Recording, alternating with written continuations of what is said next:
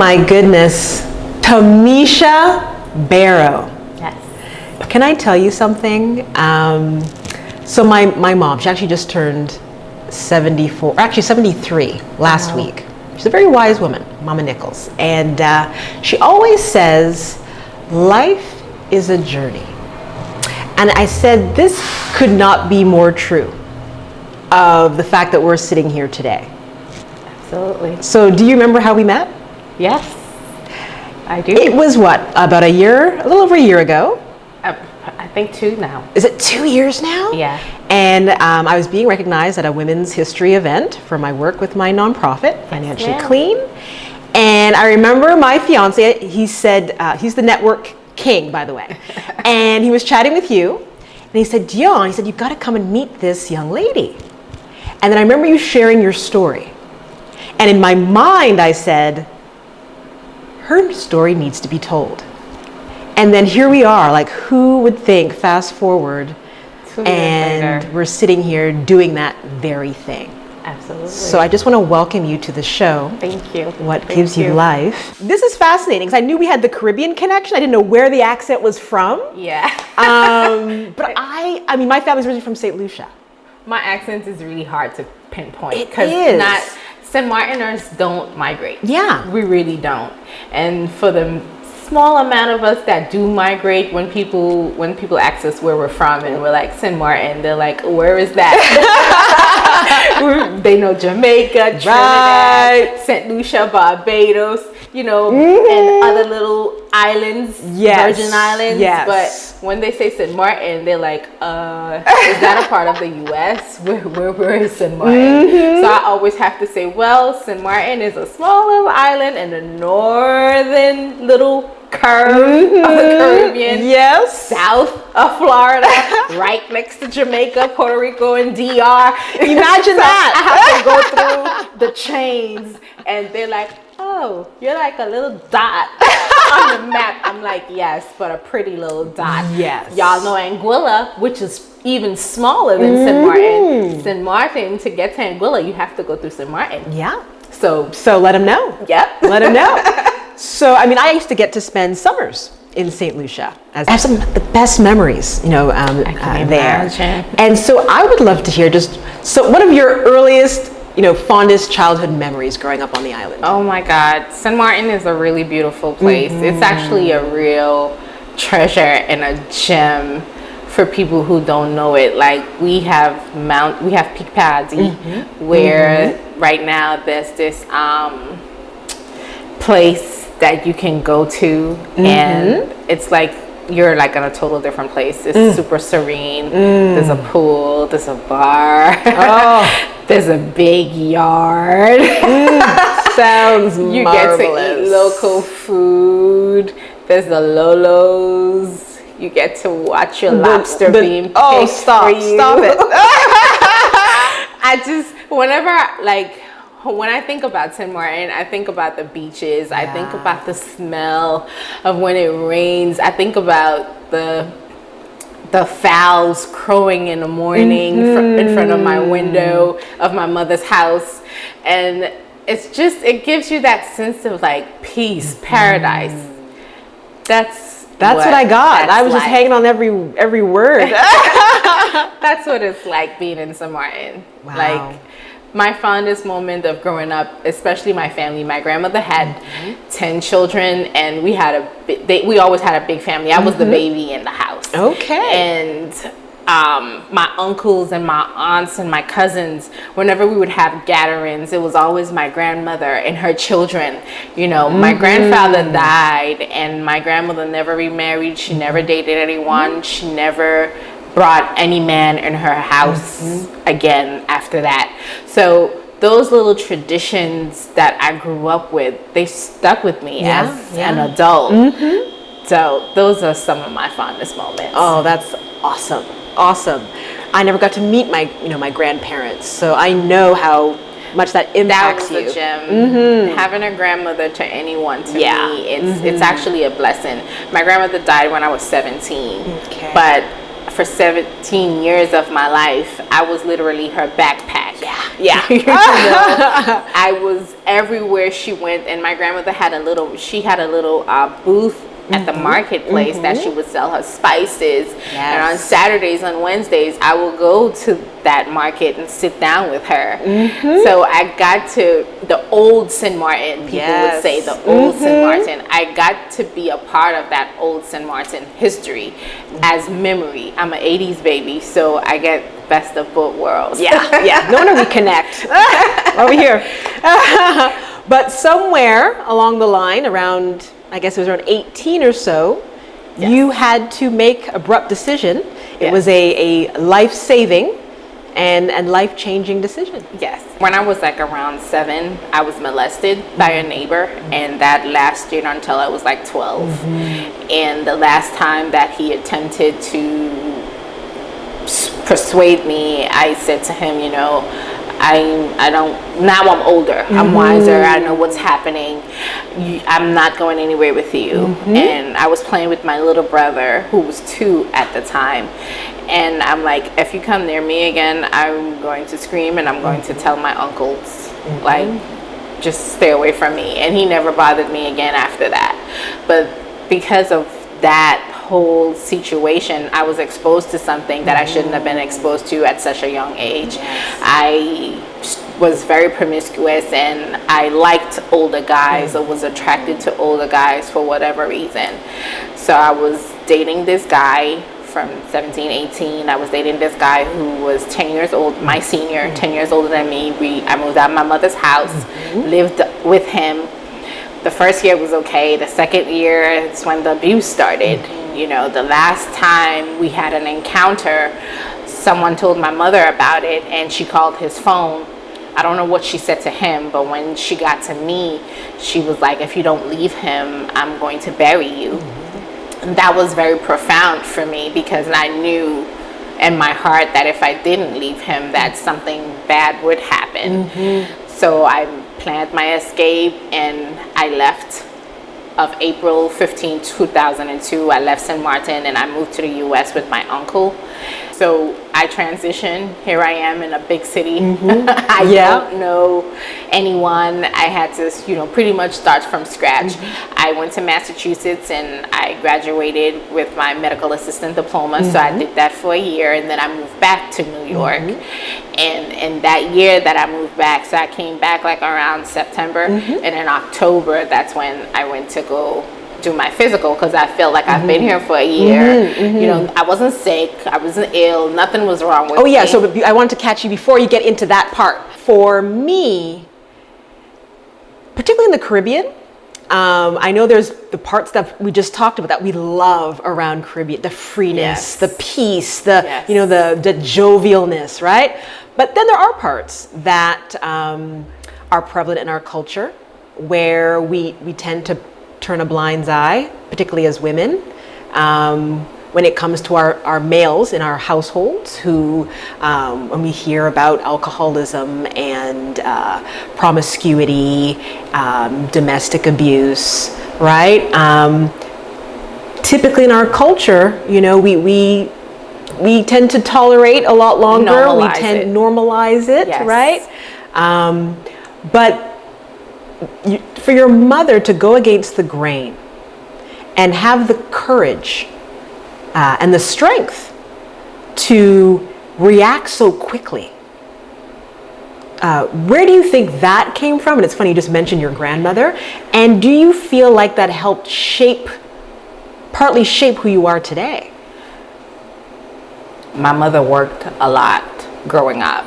So I spent a lot of time with my grandmother, because my mother was, you know, she was nesting. She was building her nest for her and me. And then she met my stepfather, and then my little brother came along. So she was building herself, building her finances, building wealth for us. She was in the process of building her home. She had 2 to 3 jobs. You know, she worked a lot, my mom.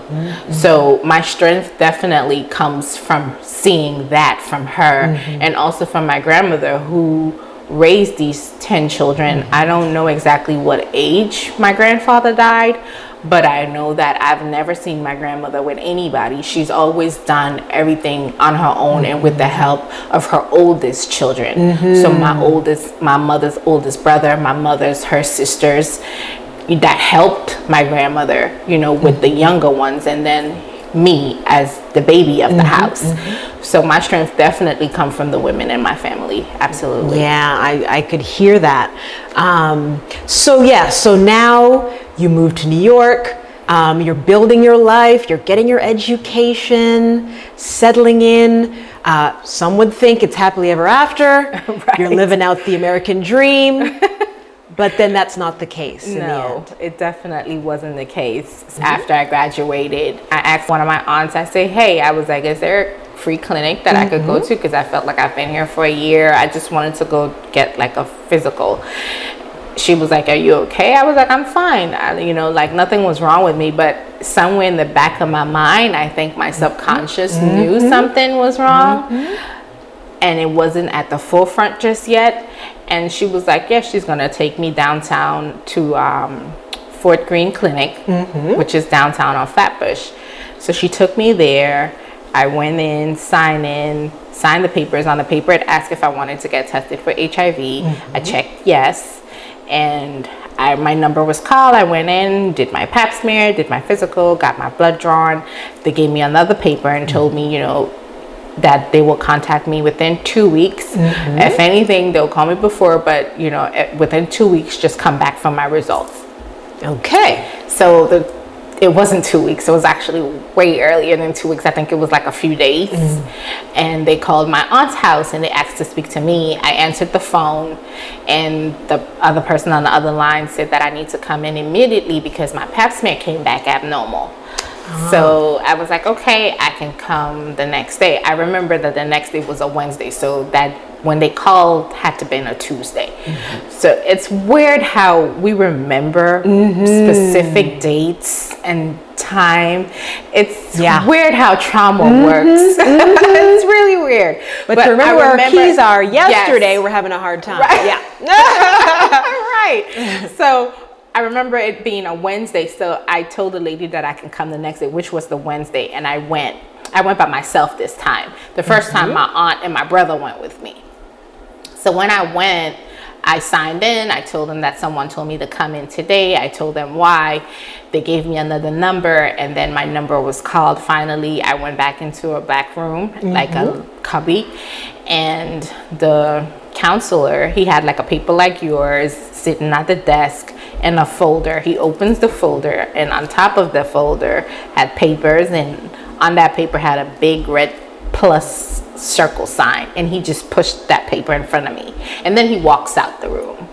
So I'm looking at the paper and I'm like, what is this? I'm incredulous right now, actually. Like, what is this? Yes, but I'll let you finish, but I think I know where you're going with this, and I'm a little bit taken aback. Yeah. So then he comes back in the room and he sits across from me, and I'm looking at him and I'm looking at the paper. I'm like, what does this mean? I was like, does this mean that I'm positive? He doesn't answer. He just shakes his head like this, like yes. So I'm like, so I'm positive, I'm HIV positive. So I'm crying, I'm hysterical, and I can't believe this. So in my mind, I'm 19 at this time. Yes. I'm like, I'm 19 years old. My life is over before it's even begun, because at that time, I didn't really have any knowledge of what HIV is. All I knew was people get HIV and they die. Right. It develops into AIDS and they die. So he walks out again. In comes this nurse, and she was really nice to me. She was rubbing on me, and she was explaining to me that, HIV is no longer a death sentence, and she's going to refer me to some great people who's going to assist me and, taking care of myself and navigating what it is I'm going through. And my pap smear did come back abnormal because I had HPV. So I had to have a cryo to freeze my insides to have those cells remove at that time. So I was diagnosed with HIV, and now I had some type of cancer happening in my cervix. At 19? At 19. Wow. And I remember I went for the cryo. They freeze my insides. All the cells fell out, and that was gone and never came back. Thank you, God. I was referred to Haitian Women's Program, which is now in today's called Diaspora Community Services. My caseworker there, her name was Simone Ross, who's one of my best friends to this day. She saw a 19-year-old in me, and it's like I died that day. I don't remember the exact date in October, but I know it was October 2003. I died that day in that office. A part of me died. And for 17 years, I sabotaged myself because I didn't give myself permission to be happy. I didn't give myself permission to be loved or loved. I didn't give myself permission to live my life authentically me. I had children. I got married. My ex-husband is negative. Both my children are negative. But I didn't feel like I deserved any of those things. It starts there. It absolutely starts there. But I also know you're a woman of God, right? Yes. And something has to die in you for you to then have the rebirth, the transformation. You know, there's one thing to have revelation, but to actually have the transformation. Something actually has to die. You have to leave it behind. So it was in that moment, in October. I did. So for the 17 years that I was going on about my life, I was depressed. I was suicidal. I engaged in a lot of toxic relationships that I shouldn't have allowed. But Simone planted a seed. She made sure that I knew what was happening in my body. She signed me up to get peer certified, HIV peer certified, and she signed me up for an HIV overview 101, where in that class they taught me what HIV was the basis of it. You can live a long life if you take care of yourself, you take your medication, you become undetectable, and you can't transmit HIV to anyone.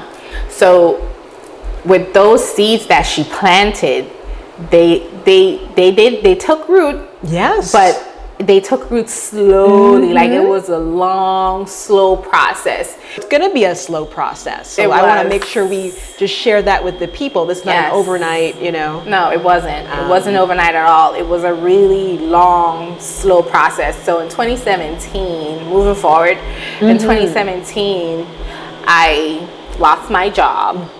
I lost my home, and now I'm homeless, and I'm living out of a hotel and out of my car with my 2 children.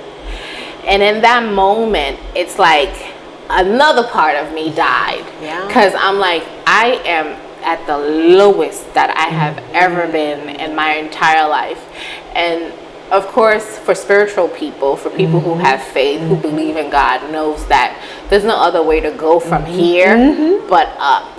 But in that moment, prior to even getting there, I doubted myself. I doubted my worth. Everything that I negatively told myself, I started to really believe. And on January 10th, 2018, I attempted suicide, and I ended up in the hospital this time because it was really bad. And the 7 days that I stayed in that hospital, the first couple of days was rough because the pills that I took, they didn't kill me, but they had me in a state that was near death. And in that moment, I wasn't dead. I was alive. I could feel, but I was dead in a certain sense where it's like, okay, you're going to stay in this place right here until you understand who you are, whose you are, and what you're supposed to be doing. So for 7 days, I stayed in that hospital. And for those 7 days, I've never written so much in my life. So once I started getting better, on the 3rd day, I remember I asked my counselor, can I have a notebook and a pencil? So we weren't allowed to have certain things because it's a behavioral clinic. You're on suicide watch. You have to attend groups. There's so much different things that you have to do. You have to speak to a psychiatrist. There's a whole list of things that you have to do. So I I needed to collect myself. I needed to get everything that I was feeling, everything that I was hearing. I needed to see it physically. So I asked for a notebook, and she said she can't give me a pen, but she gave me a a small little pencil. So she gave me a pencil, and I had a roommate, and I didn't always want to be in my room. So there was this room that was confined, like a solitary, where you can go into that room for your own creative space. So I would go into that room every day for an hour and write. And I wrote a list of things that I wanted to accomplish and do when I come out. Wow. First, I had to forgive myself for what I did. I had to apologize to my children because in that moment, I didn't think that they needed me. I didn't think that they deserved a mother like me, who's depressed, who's a loser. All of the negative things that I see to myself. And I'm like, I need to start my business. What is that business is? What does that business look like? Openly Positive was birthed from that.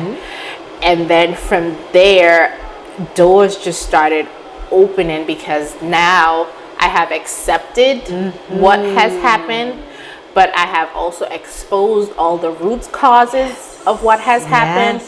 And now I'm in the process of really healing on my journey of finding what life means to me. Oh my gosh. God wastes nothing, first and foremost.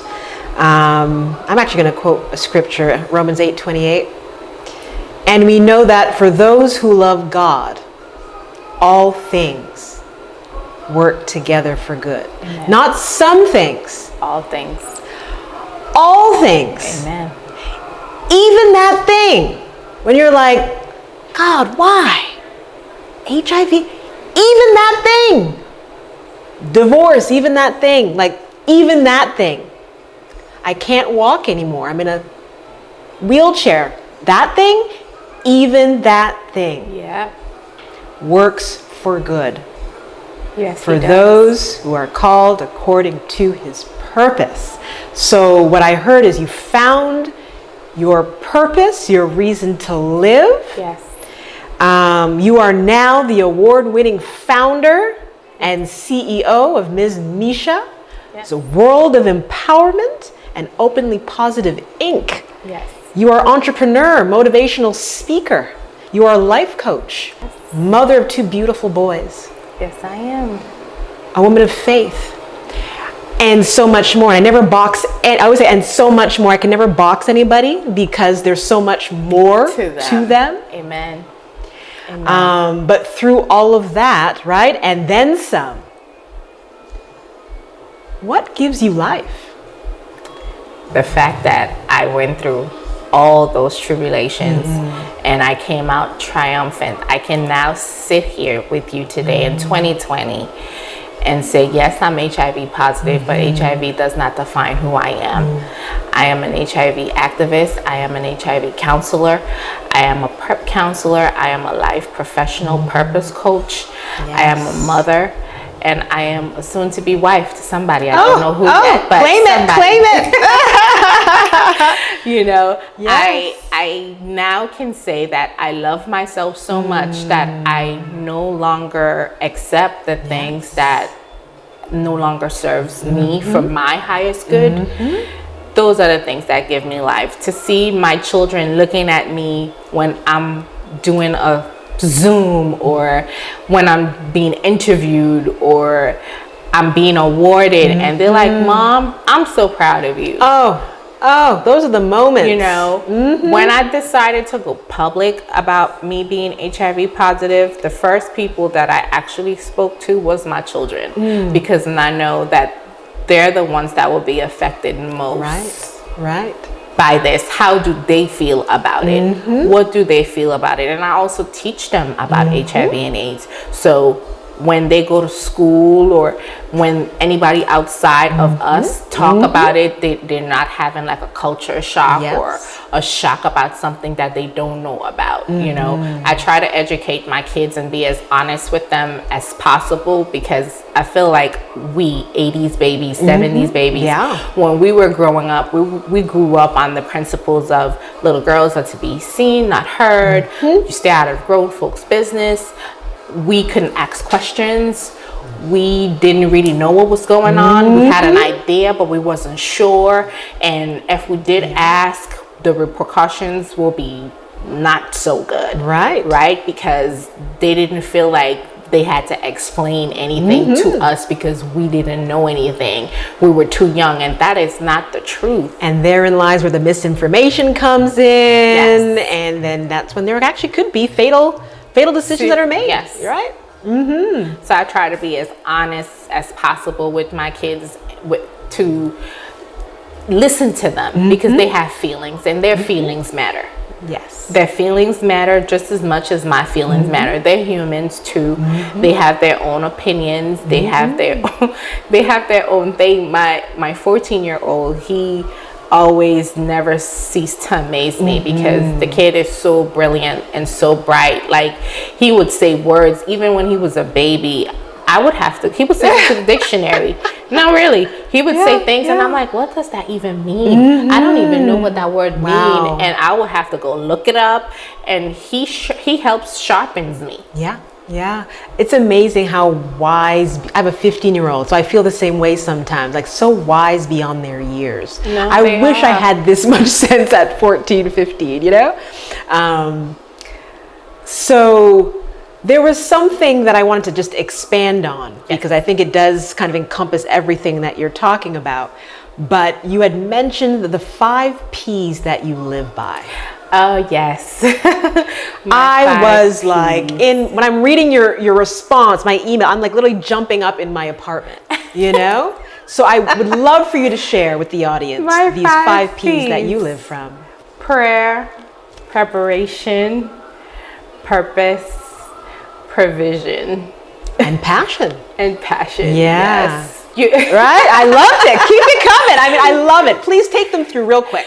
You can't, so everything takes steps, right? So you can't have, so your prayer is your foundation. Yes. It's your base. You can't have prayer. But I wrote that, Dionne, and it's like I wrote it in a moment. Oh, well, let me tell you, it left it. Can I have my phone? I have it here. You have it? I do. Oh, thank you. So, what gives me life? My 5 P's, right? Prayer, preparation, purpose, passion, and provision. Prayer and preparation allows me to be still and listen to my innermost, deepest voice so I can make the best choices in my life and be intentional with my decisions and actions. Purpose and passions enables me to fertilize my soul to better serve and show up authentically. Provision is the benefits of applying all first 4 P's to achieving the results I desire. And with that comes the provision. Provision, yes. Yeah. It's the benefit. Yeah, that's the fruits. Definitely the benefit. Yes. Thank you for you're having so that. well. I told you it meant a lot to me, you know? I teach that to my when I coach my HIV positive clients, because a lot of them, they're stuck in the place of they want to be free, but they don't know how. Right. And they think about their families, they think about their friends that this will impact, but they also don't realize how much they're dying a slow death by not allowing themselves to live their life freely. So when I teach them that and bring them through that journey, they're like, oh, that makes more sense to me. Men like women. Some are older than me, some are younger than me, some are my age, and it never fails. Whenever I break that down that way for them, they're like, oh, okay, I get it now. Yeah. And that's a gift in itself, right? Being able to just kind of break things down to very simple terms, right? And still penetrate the heart of the soul in some of the darkest hours. So you are a light, my dear. Thank you. I mean, we would need a whole other show just to go and really get into the type of impact you're having within this movement.